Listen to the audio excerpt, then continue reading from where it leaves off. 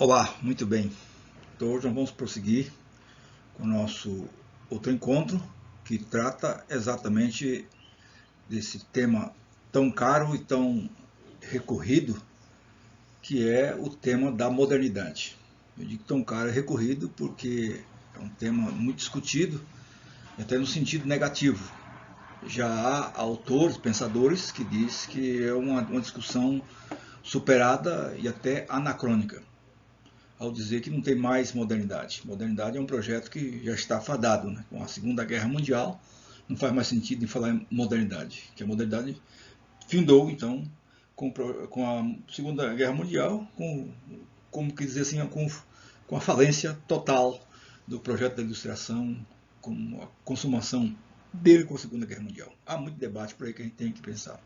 Já há também outros pensadores como Jürgen Habermas, que vai dizer que a modernidade é um projeto inacabado, que para ele ainda a ética está intrínseca à razão, que é uma questão de fazer a discussão, o debate, né? Por isso nele a ética é discursiva, né? É ir recuperar a razão e colocar a razão no seu lugar e continuar o projeto do iluminismo, né? Do Aufklärung, né? Assim por diante. Mas não é esse o nosso foco da conversa aqui hoje. Então, muitos falam também o que nós estamos na época da pós-modernidade. Então, hoje virou uma espécie de modismo, né? Pós-verdade, né? Pós-humano, pós-metafísica, né? Até pós-morte, né? Pós-ideia, enfim, pós. Só que essa questão do pós fica a pergunta a indagar, né? O que é, o que dá, o que significa, não é? Do ponto de vista mesmo do discurso, da linguagem e etc. Não é? Então é o que nós estamos propondo a conversar e discutir. Afinal de contas, nós temos que enfrentar essa temática nessa nossa disciplina das ciências sociais, né? Porque ela cabe muito bem aqui. Né? Então vamos, sem mais delongas, né? Fazer essa discussão. E tendo presente que a modernidade ela é exatamente essa, eu chamaria aqui, essa demarcação de época. Né? Modernidade é a reviravolta. Ela, na verdade, é uma nova epistemologia, é um novo jeito de conhecer, um novo jeito de olhar para o mundo. Epistemologia é exatamente isso. Né? Então, a modernidade não parte mais do sujeito, mas parte do, ou melhor dito, não parte mais do objeto, nem do ser, mas parte exatamente do sujeito. Portanto, não é uma visão mais ontológica, não é mais ontologia, mas agora é epistemologia. Agora é o pensar, é o subjetivo, é o cogito, e assim por diante. Ok? Beleza?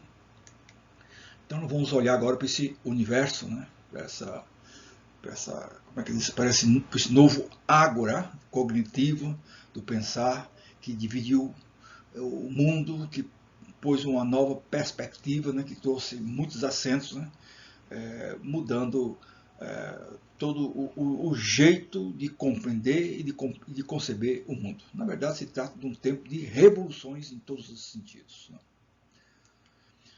Evidentemente que eu estou amparado aqui, não é? Em dois renomados autores, né, no Rouanet e também no Alberto Alves Gomes. Né? E aqui a gente vai tratar exatamente disso, dos novos paradigmas. Né? Porque o nascimento do pensamento moderno significa exatamente falar de novos modelos em tudo, na política, na economia, não é? Na cultura, na religião e até na moral, evidentemente, tudo isso. Né? E aí nós vamos ver, então, essa questão aí, né? A origem do pensamento moderno e a ideia de modernidade. Uma coisa é falar do moderno, outra coisa é falar da modernidade. É o que nós vamos ver aqui agora. Então, a modernidade ela está relacionado ao novo. Tudo que é o novo se trata da modernidade. Por isso que a modernidade não é um conceito nem sociológico, nem filosófico e nem psicológico. Não é? Fiquemos atentos a isso. E, por outro lado, é aquilo que rompe com a tradição. Okay? Por isso que a modernidade, em certo sentido, ela é a perspectiva de futuro. Passado menorizado, presente, como é que diz, só para sustentar o aqui, e o futuro grande. Né? O utopismo, progresso. Né? essa ideia do progresso e etc. E sentido positivo de mudança aqui, é exatamente isso que eu estou acabando de dizer, sentido positivo de mudança, né? Portanto, de transformação, né? E progresso, evidentemente, né? E revolução, como já disse também, né? Utopia. Então aqui está o eixo, né, estruturante, ou seja, a nervura que compõe a modernidade, né? Depois uma questão assim, só para a gente dar uma olhada, a questão de etimologia, já que nós estamos falando lá de origem, né? Veja bem, moderno é o advérbio latino, que significa modo, quer dizer, um ethos, né? Que é, na verdade, o quê? É o agora mesmo, né? Nesse instante, né? No momento, o que nos é contemporâneo, né? Opondo-se ao que é anterior. Então, isso é o sentido de moderno. Então, ser moderno significa o do agora, do momento. Bom, avançando, então nós vemos que as duas noções fundamentais estão aqui, diretamente relacionadas ao moderno, ao novo, ao contemporâneo. Contemporâneo aqui no sentido de agora, do inédito, vamos chamar assim. A ideia de progresso, por exemplo, considerado melhor, mais avançado do que o antigo. Agora, vamos logo imaginando o que significa isso, né? Rompendo, ou seja, fazendo a passagem da Idade Média, do feudalismo, o que significa isso? O que significa isso? Só que isso aqui, nós temos que já estar entendendo que isso aqui é uma leitura feita para trás, né? No momento que está acontecendo, ninguém está falando que isso aqui é o moderno, que é o novo, que o velho não presta. As coisas foram acontecendo, né? Foram acontecendo de tal maneira, e feita a leitura, viu que era de fato um rompimento. Pode ser que nesse exato momento aqui, nessa época nossa, está acontecendo mudanças dramáticas, que daqui a 100 anos vai ser lido com a mudança. Ou um retrocesso total. Não sabemos. A valorização do indivíduo. Muito importante aqui, não é? O indivíduo, né? Essa ideia de indivíduo aqui significa o quê? Que cada pessoa, cada eu, né? Cada pessoa tem o seu reconhecimento. Não é mais perdido no todo. É um grito a favor da sua individualidade, né? Não se perca aqui, né? Ou seja, no fundo aqui é o trazer a subjetividade, né? Por isso que eu disse antes, aqui a centralidade da verdade agora não está mais no objeto, mas no sujeito. O sujeito agora é o que provoca, é o que faz a ação, como é que diz? É o que faz acontecer. Não é mais um contemplador, mas é agora um produtor de conhecimento. Isso é muito importante. Como lugar da certeza, né? Como lugar da verdade, da origem dos valores. Então o sujeito agora é isso, por isso que é o sujeito autônomo, autonomia. O nascimento da modernidade, agora nós vamos perceber isso nos seus aspectos históricos. Histórico nós sabemos, né? O processo, a processualidade, né? Vamos ver aqui. A modernidade no período histórico entende, né? O quê? De 1453, e aí tem um fato muito importante, ou melhor dito, um acontecimento muito importante, que é a queda do Império Bizantino. Por isso que eu digo, a história, quando a gente fala de história, não estamos falando de qualquer coisa, não é?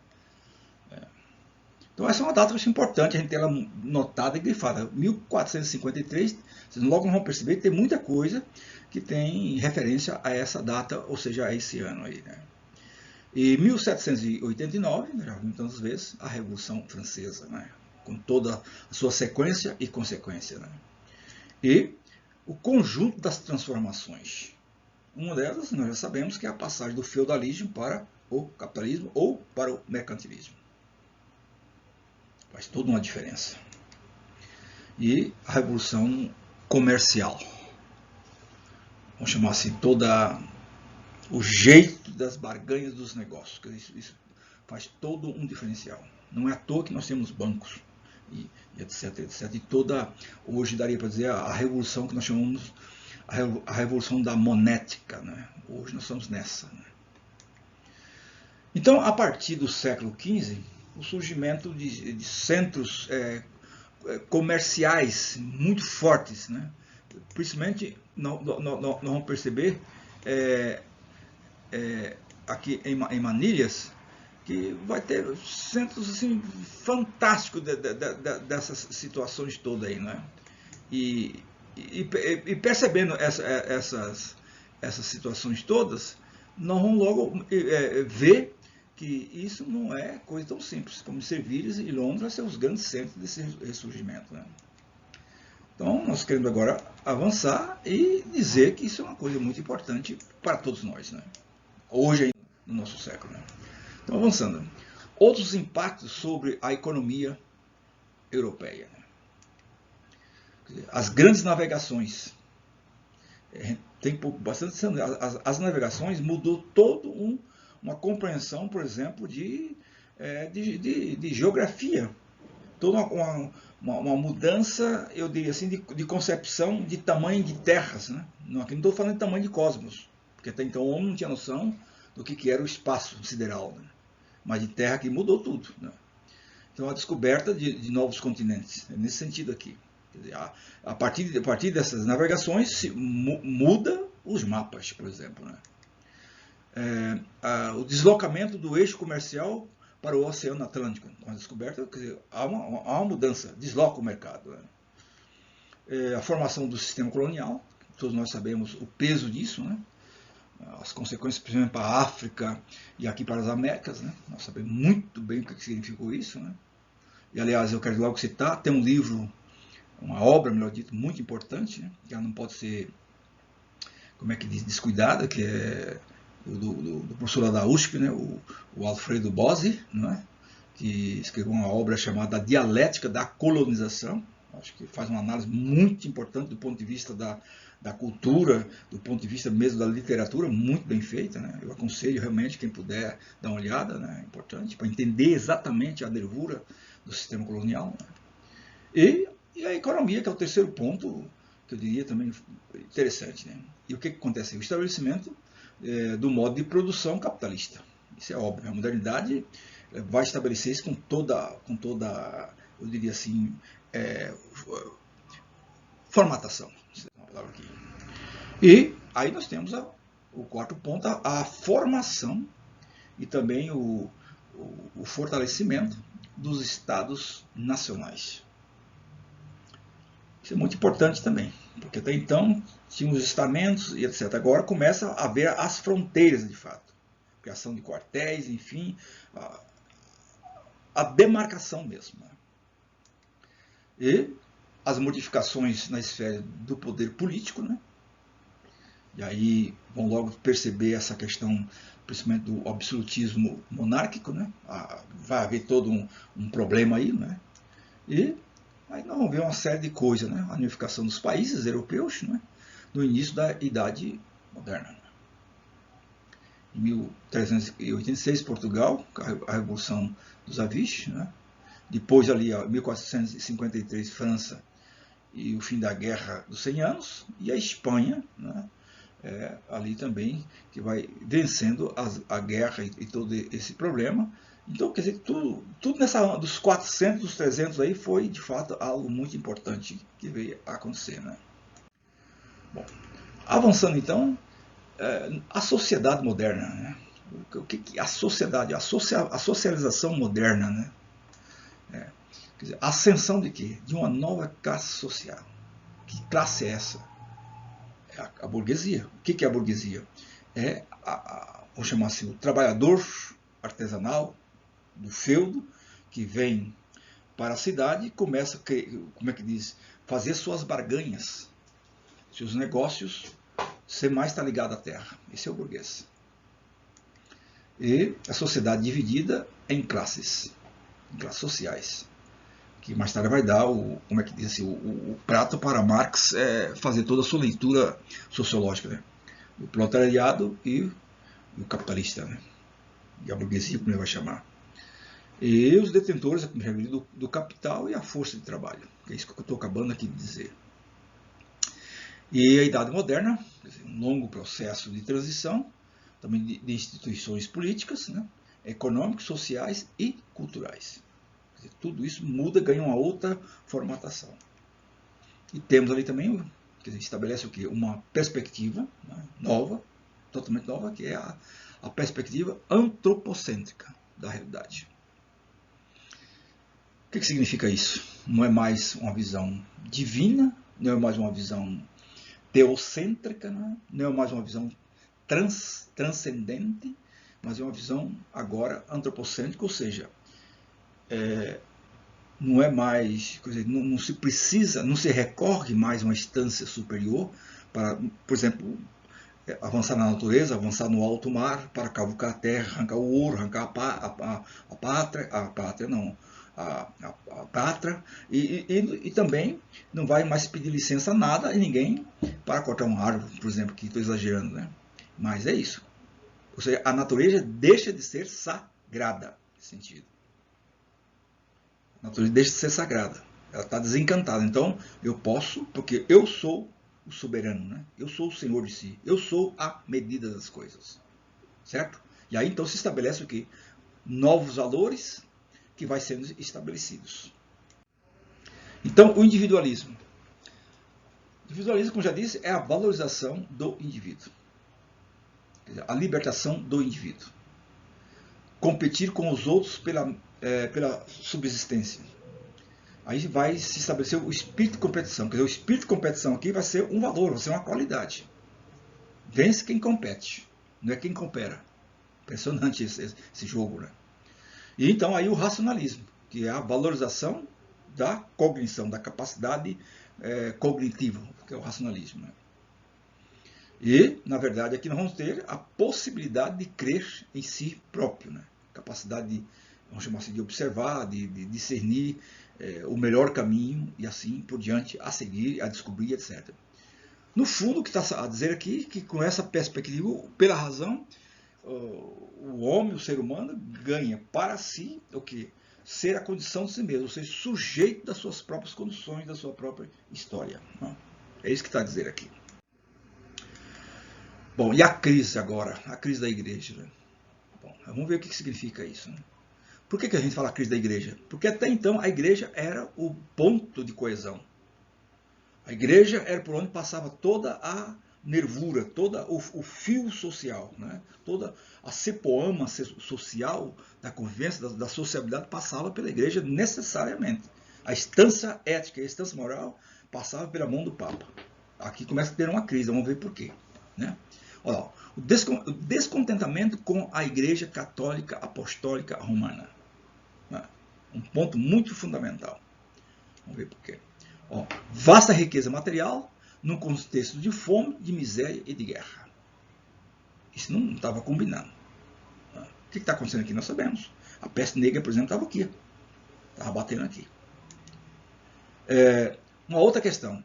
A comercialização de práticas religiosas.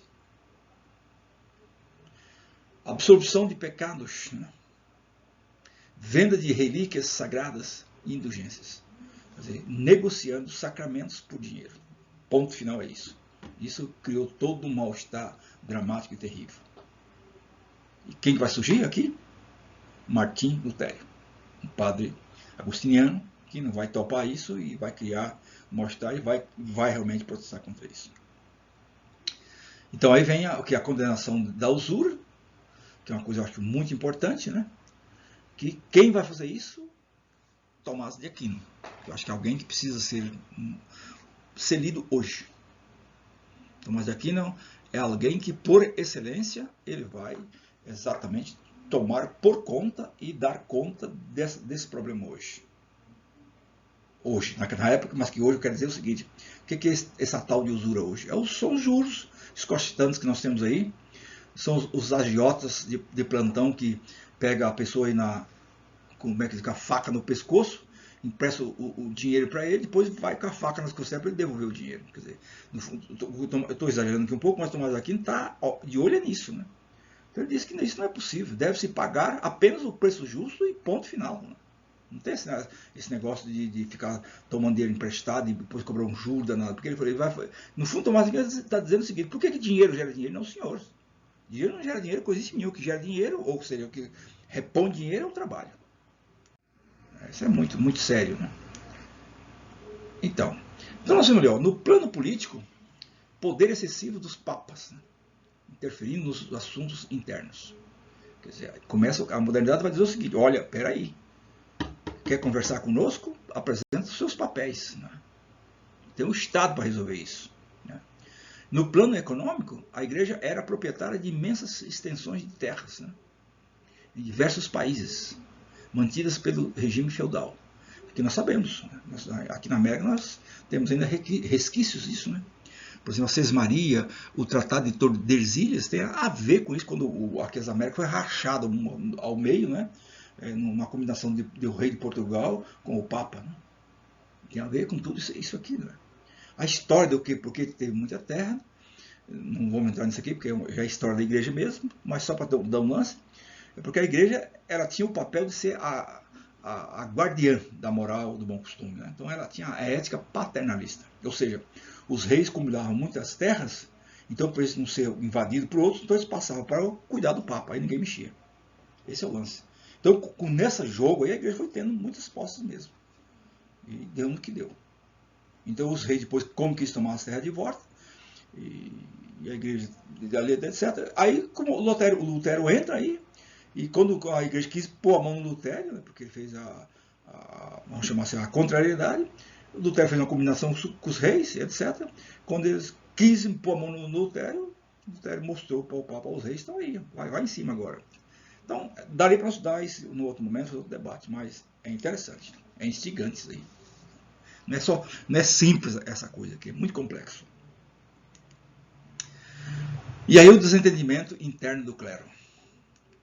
E esse desentendimento interno do clero significa, vamos chamar assim, isso aqui na tentativa de corrigir os abusos cometidos, que era horroroso, né?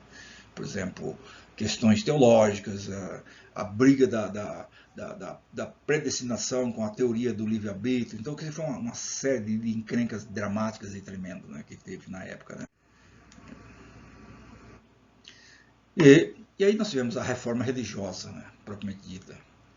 Que aí nós temos uma série, um lento de coisas. Né? Primeiro, o Martinho Lutero, né, 1483 a 1546, que no fundo ele vai fazer aquele protesto, né? Então ele rompe com tudo isso e na verdade vai criar realmente uma outra situação. E essa situação, o que é? É a contra-reforma. A Igreja Católica vai reagir. E aqui é bom dizer o seguinte: quando a Igreja Católica reage a isso aqui, a Igreja Católica reage contra esse negócio, mas a Igreja Católica reage duplamente. Ela reage contra a modernidade. E aqui tem um lance importante a gente observar, que essa reação da Igreja Católica contra a modernidade, isso vai demorar 400 anos. A Igreja Católica viu a modernidade como uma coisa do diabo, como uma coisa satânica. Né? É bom a gente pensar nisso. Foi de 1560 e pouco até 1962. O Papa João XXIII é que a Igreja abre as portas para conversar com a modernidade. Até então, não. Negativo, não tem conversa. Aí foi língua única, latim, a roupa única, batina preta. Então hoje qualquer semelhança é qualquer conclusão. Né? 1545 é o Concílio do Trento, né? O famoso Concílio do Trento, que eu também aconselho a estudar. Esse é um concílio que merece ser estudado, por causa da sua conotação teológica e também política, porque não foi um concílio pastoral. E as medidas tomadas pela Igreja Católica. A primeira medida lá, proibição de acumulação de cargos eclesiásticos. Então, não foi um concílio totalmente negativo. Porque aqui tinha fulanos, né, que juntava cargos, não sei de quantas, e pronto, né, vamos lá. Né. Proibição das vendas de indulgências. Né. O que é indulgência? O camarada ia pecar amanhã, vendia já que hoje, fazia o pecado amanhã, já estava perdoado. Nossa Senhora Aparecida. Criação de seminários para a formação do clero. Aí por isso criou os grandes seminários, normalmente retirados, longe, mas aí coisa com café no bulls, né? Coisa com competência. O camarada era formado mesmo. E era formado no Quatrium no Trivium da Idade Média. E muita gente sabe o que significa isso, né? Era formado, era estudado, quer dizer, o camarada saía suculente mesmo, saía fantástico, né? E temos aí, então, a censura dos livros considerados ofensivos à doutrina cristã, que é o Librum Prohibitorum, né, que é chamado de Indexe. Aqui temos coisa para discutir muito. Né? Eu sou da opinião que ideias não se proíbem e não se queima livro. Ideia se combate, eu sou dessa, eu acho que se discute. Né? Não, queimar livro, não sei, eu sempre tenho um certo problema com isso. Mas vamos discutindo então. É o desenvolvimento da ciência natural e dos novos métodos científicos. Quer dizer, isso aqui já é um propósito de encaminhamento da nossa modernidade. Olha que avanço, né? Não é mais teologia, veja bem. Confiança na razão humana. Não estou dizendo aqui que está pondo Deus fora, né? não se trata aqui dessa situação. Mas veja bem, o crivo aqui agora é a questão criteriosa, metódica, racional. Né? Invenção da imprensa. Isso aqui foi uma revolução total isso aqui, entende? Veja bem, ó, possibilitou o quê? A impressão de textos clássicos, gregos e romanos. Né? Contribuindo para a mentalidade renascentista. O que estava nos porões da humanidade, perdido por aí, de repente renasce. Nós temos hoje a maravilha que nós temos hoje do ponto de vista dos clássicos, está aqui. Né? Tá aqui. E também os nossos copistas, né? Os nossos frades, nossos beneditinos, de hora em hora nos porões dos como é que diz, dos conventos, né? Fizeram essa maravilha de trabalho, né? De copiar os textos clássicos, normalmente do grego, e trazer para o latim, enfim, e depois ser, como é que diz, impressos, está aí hoje à disposição da humanidade. Né? Mosteiros, né? Não convento, tem que correr, mosteiros. Né? E a divulgação das obras científicas, filosóficas e artísticas. Né? E aqui tem essa imagem maravilhosa, né? Muito bonita, né? Fantástica, a imagem da ciência, né? A imagem do mundo regrado, matematizado, né? Que acho que vale a pena perceber que aqui já está a ideia da simetria, né? A ideia do metron, né? Fantástico isso aí. Né? Então, a revolução científica dos séculos 17 e 18. Né? Então, portanto, a ciência moderna nasceu entre os séculos 16 e 18, com três grandes, eu diria assim, potencialidades. Né? Galileu, Kepler e Newton. Acho que são três nomes que não podem ser esquecidos na história, porque o significado deles no Ocidente, e eu diria assim também para a nossa cultura científica. Então, as leis científicas passam a explicar matematicamente os fenômenos, né, testados por verificação empírica e prever, né, a ocorrência de novos fenômenos. Ou seja, então isso é muito importante, porque tudo antes é explicado pelo mito, pela vontade dos deuses, entende? Ou pelos adivinhos, né? Agora tem uma previsão. Agora vai dar eclipse, já tem o cálculo, e etc. Vai chover, já tem o cálculo, isso tudo. Hoje é interessante, hoje a tela aqui na tech, pá, para ser a previsão do tempo amanhã. A gente acha tão fácil isso, mas tá aqui por trás está isso aqui. Né? Fantástico, né? Olha que imagem fantástica, né? E eu acho muito bonita, muito significativa. Fantástica.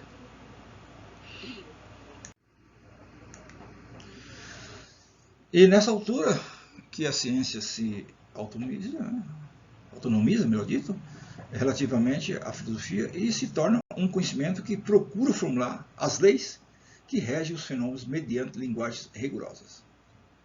Esse é o ponto aqui. Não tem subjetividade, entre aspas, aqui. Né? Bom, mais um instrumento, né? Fantástico. Tá aí, né? Galileu que vai introduzir a luneta, né? Para fazer as suas observações astronômicas. E vai descobrir, está vendo aí, né? Júpiter, Vênus. E vai descobrir uma coisa fantástica nas montanhas da Lua, já nos anos 1000 e pouco, né? 1600 e pouco.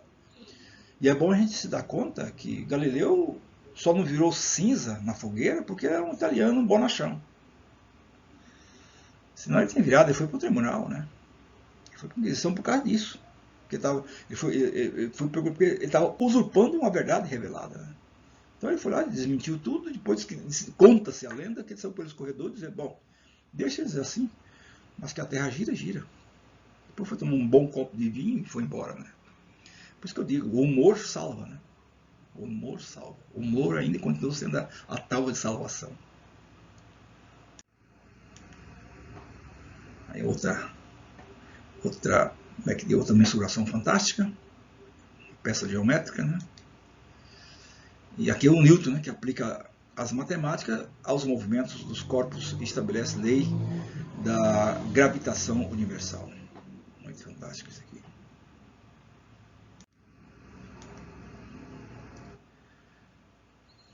Fantástico também, que se não me engano, Lavoisier, né? Exatamente, aqui é a questão da química, né?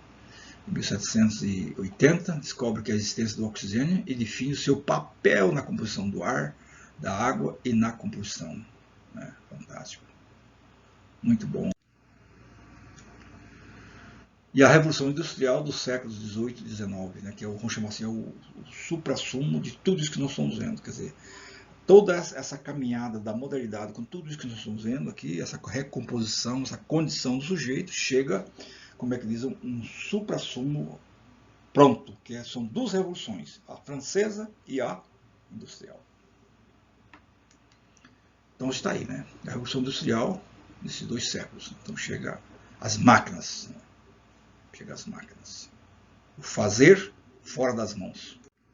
O grande sonho de Aristóteles, eu estou dizendo que minha conta aqui está sendo cumprida aqui na Revolução Industrial.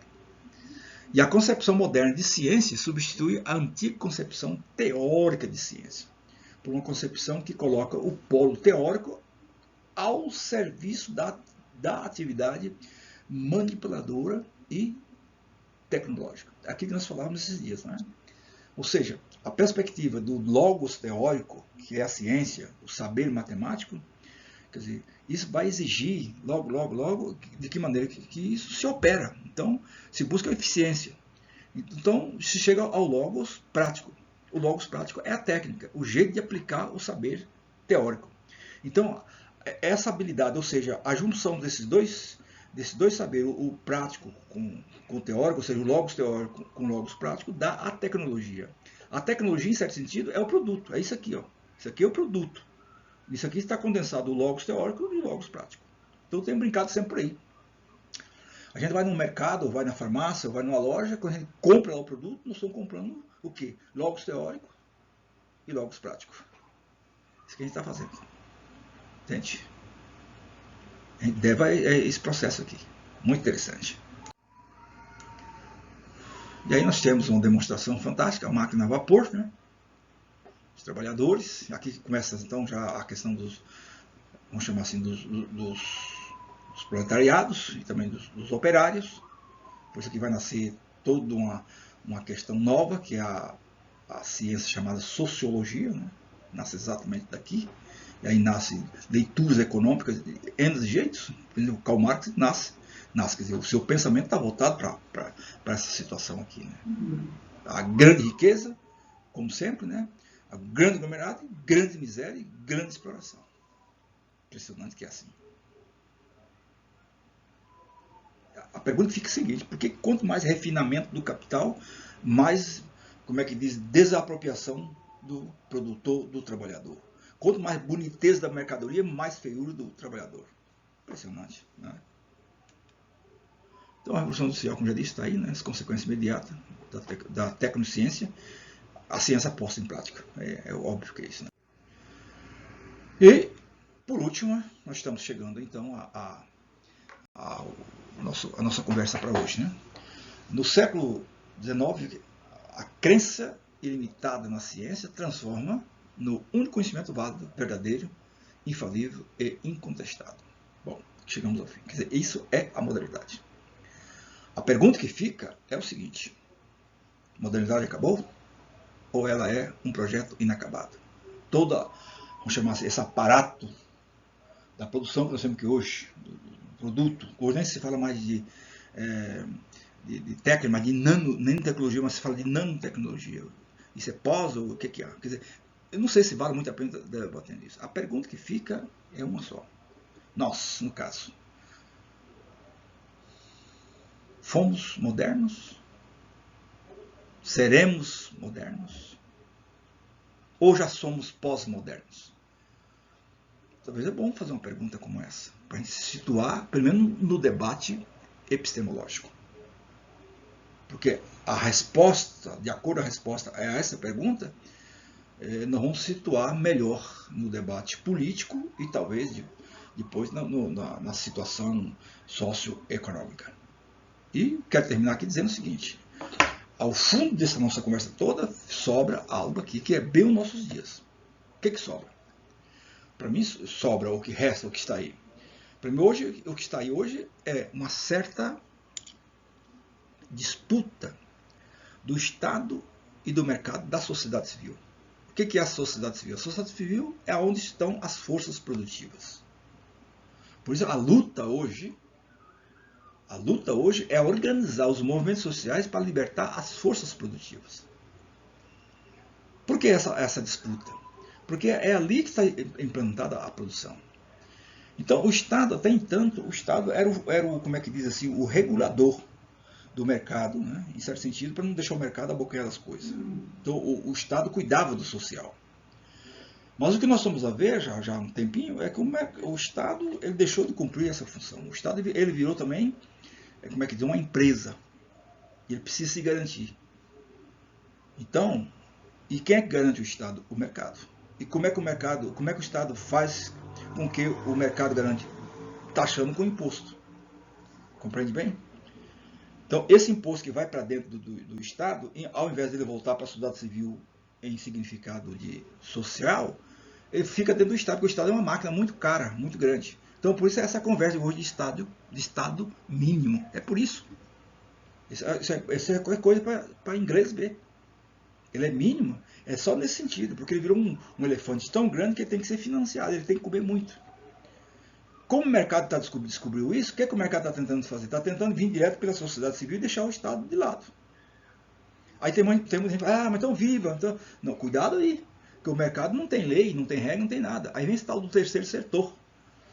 E esse terceiro setor o que quer fazer? A barganha direta, sem mediação de nada. Mas essa negociação sem mediação de nada significa o quê? É a flexibilização do trabalho que nós estamos vendo, é o que está dando, por exemplo, no nosso país. Que é o trabalhador trabalhar feito um condenado até ficar seco e depois morrer sem nenhum direito a nada. Esse é o ponto. Então a gangorra hoje está assim, o Estado em cima, embaixo está o mercado e a sociedade civil.